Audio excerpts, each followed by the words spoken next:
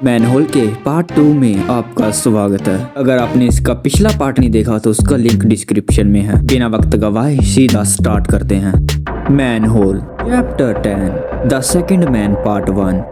Chapter की शुरुआत में एक लड़की जा रही होती है, तभी वो स्कूल वाली लड़की साइकिल से नीचे गिर जाती है और उस लड़की का नाम होता है मिकी।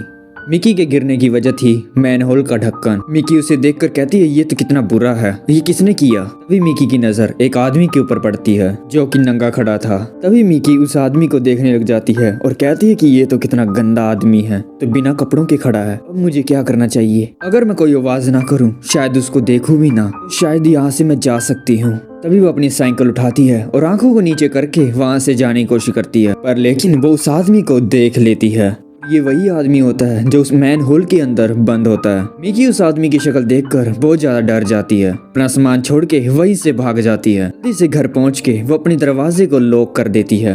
तभी उसकी माँ आ जाती है और पूछती है क्या हुआ मिकी, सब ठीक है ना? तभी मिकी चिल्लाते हुए कहती है मॉम पुलिस को फोन लगाइए, एक आदमी मेरा पीछा कर रहा है। तभी मिकी को बाहर से एक किसी के चलने की आवाज सुनाई देती है। सुनकर वो और ज्यादा डर जाती है। मिकी की माँ कहती है कि तुम्हें कोई अजीब सी आवाज सुनाई दे रही है। मिकी अपनी माँ को चुप रहने को कहती है और कहती है कि चुपके से कॉल लगाइए पुलिस को। दूसरी तरफ वो आदमी उसके घर पहुंच जाता है। उस आदमी को देखकर मिकी बहुत ज्यादा डर जाती है। मिकी को उस आदमी के चलने की आवाज सुनाई देती है। तब वो दोबारा बाहर की ओर देखने की कोशिश करती है, लेकिन वो आदमी वहां से जा चुका होता है। मिकी की माँ पुलिस को कॉल लगाकर उस आदमी के बारे में बता देती है कि अपनी माँ से पूछती है क्या माँ आपने खिड़कियाँ बंद की थी? उसकी माँ कहती है कौन सी खिड़कियाँ बेटा? लिविंग रूम, किचन, सब तरह की खिड़कियाँ बंद कर दो। अभी मिकी की माँ निकल जाती है खिड़कियों को बंद करने के लिए। ठीक है मैंने सुन लिया, अब तुम शांत हो जाओ, मैं जा रही हूँ बंद करने। वो लिविंग रूम की ओर जाती है तो वहाँ जो देखती है वो देख हैरान हो जाती है। वो देखती है कि वो आदमी उसके लिविंग रूम के खिड़की के बाहर खड़ा है। तभी वो उस दरवाजे को खोल देता है और अंदर आ जाता है।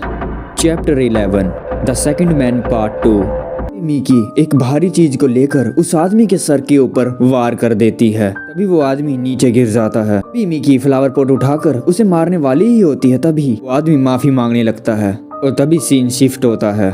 डिटेक्टिव ताके दिखाए जाते हैं। वो योशितो के पिता से कहते हैं मिस्टर होरिगावा, इस इम्पोर्टेंट गवाही के लिए आपका शुक्रिया अदा करता हूँ। आपको उस आदमी की कहानी पर विश्वास है? मिस्टर होरिगावा कहते हैं उस आदमी की कहानी में थोड़ी तो सच्चाई थी, पूरी तरह से झूठ नहीं थी। होरिगावा डिटेक्टिव से जाते समय कहता है मेरे लिए कुछ करो, मैं सच में इन चीजों से बहुत ज्यादा थक चुका हूँ। सीन शिफ्ट होता है और हमें पुलिस कॉन्फ्रेंस का रूम दिखाया जाता है जहाँ पर सभी लोग इकट्ठा होते हैं। तभी उनकी बातें सुन के इनोए कहती है कि उन्होंने कहा कि उस व्यक्ति का बिजनेस फोटोग्राफी नहीं था जैसे कि उसके कार्ड के ऊपर लिखा था। मेरे ख्याल से ये कहीं मेडिकल से रिलेटेड कुछ मामला है। तभी केन कहता है अरे ये बात नहीं है, मरने वाले योशितो होरिगावा के खून में क्लोरोफॉर्म के निशान मिले थे। अगर वो सच में एक फिजिशियन होता तो वो क्लोरोफॉर्म का इस्तेमाल नहीं करता। खुराक में थोड़ी सी भी चूक हो तो ये खतरनाक हो सकता है। इसके अलावा ये बहुत ज्यादा पावरफुल दवा है जो इसको इस्तेमाल करने वाले के लिए भी ये खतरनाक बन सकती है। वो एक बोतल दिखाता है और कहता है कि देखो ये इसमें इस्तेमाल किया गया है। उसने यहाँ क्लोरोफॉर्म डाला, उसके बाद इस ट्यूब से उस सब्जेक्ट के अंदर डाला गया, मतलब कि उसकी नाक से जोड़ दिया गया। अगर तुम इस ऑक्सीजन सिलेंडर से ऊपरी छेद में हवा भरते हो तो सब्जेक्ट क्लोरोफॉर्म को हवा के साथ सांस लेना शुरू कर देगा। हाँ तुमने सही कहा, इसका सिद्धांत एक वाटर बोतल की तरह है। वहाँ एक ऑफिसर आता है और वो कहता है कि हमें एक टेलीग्राम मिला है। ऐसा लगता है कि कुछ वक्त पहले हमें एक सूचना मिली गई है जहाँ पर एक अजीब सा आदमी देखा गया है। वहाँ के रहने वाले एक निवासी ने हमें इस बारे में जानकारी दी कि दाहिनी आंख पर थोड़ा धुंधलापन था, वो इधर उधर घूम रहा था। सुनकर कैन कहता है अच्छा एक दूसरा आदमी होरिगावा की तरह। Chapter 12 testimony. तभी हम देखते हैं कि उन पुलिस अफसरों ने उस आदमी को पकड़ लिया होता है। वो पुलिस स्टेशन के अंदर ड्राइंग बना रहा होता है।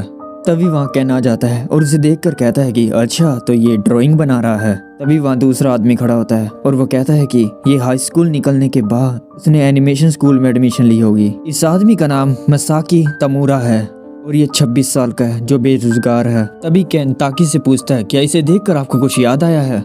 ताकि कहता है हाँ मैं इस बात को कभी भूल नहीं सकता हूँ। ये घटना आज से 4 साल पहले सहारा में घटी थी। ये एक बच्चे की किडनैपिंग की घटना है, इसमें एक ये क्रिमिनल शामिल था। तभी ताकि उस घटना के बारे में बताता है कि 4 साल पहले एक 5वीं क्लास की लड़की को इस बंदे ने किडनैप कर लिया था, वो भी व्हाइट रंग की कार में।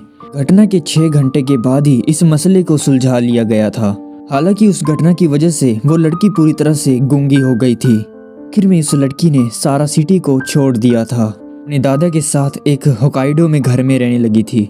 बात यहीं पर खत्म नहीं होती है, इससे आगे सुनो। समय बाद उस क्षेत्र के पोस्ट ऑफिस से करीब उस लिफाफे के अंदर 3 टेपें भेजी गई थी। बदकिस्मती से वो पैकेट उसके दादाजी को मिल गया था। उन्होंने उस टेपों को चला लिया था। जाहिर तौर पर किडनैपिंग की सारी जानकारी उसके पास आ गई। ये टेप तमूरा ने ही भेजे थे। ये उसके लिए रोमांचक था। उस भावना के चलते हुए उन टेप को उसके दादाजी ने पूरा देखा। वो भी उस लड़की का हो रहा होता है। तमूरा मास्टरबेशन में इतना ज्यादा खो गया था कि अपने आप को रोक ही नहीं पाया। तभी कैन ये सुनकर गुस्से में आ जाता है। तभी कैन मूरत से जानकारी लेने के लिए इंटरोगेटर रूम में चला जाता है। क्या तुम्हारी दाहिनी आंख इस आदमी ने खराब की थी क्या? साकी मिज़ुनो ये अपने आप को फोटोग्राफर कहता है। वो कहता है कि मुझे नहीं पता। भी कैन उसकी कुर्सी पर लात मारते हुए कहता है, मैं तुम्हें सुन नहीं पा रहा हूँ, जोर से बोलो। भी वो डर जाता है और कहता है कि नहीं, मुझे नहीं पता, नहीं पता मुझे। भी कैन गुस्से में आकर उसकी खोपड़ी को पकड़ लेता है। मैं तुम्हें मार मार के चूरा कर दूंगा। उसके बाद तमूरा इतना ज्यादा डर जाता है कि यहाँ तक कि वो अपनी पैंट में ही मूत देता है। तभी कैन वहाँ से बाहर आ जाता है और सिगरेट पीने लग जाता है। अगर वीडियो अच्छी लग रही हो तो लाइक करना,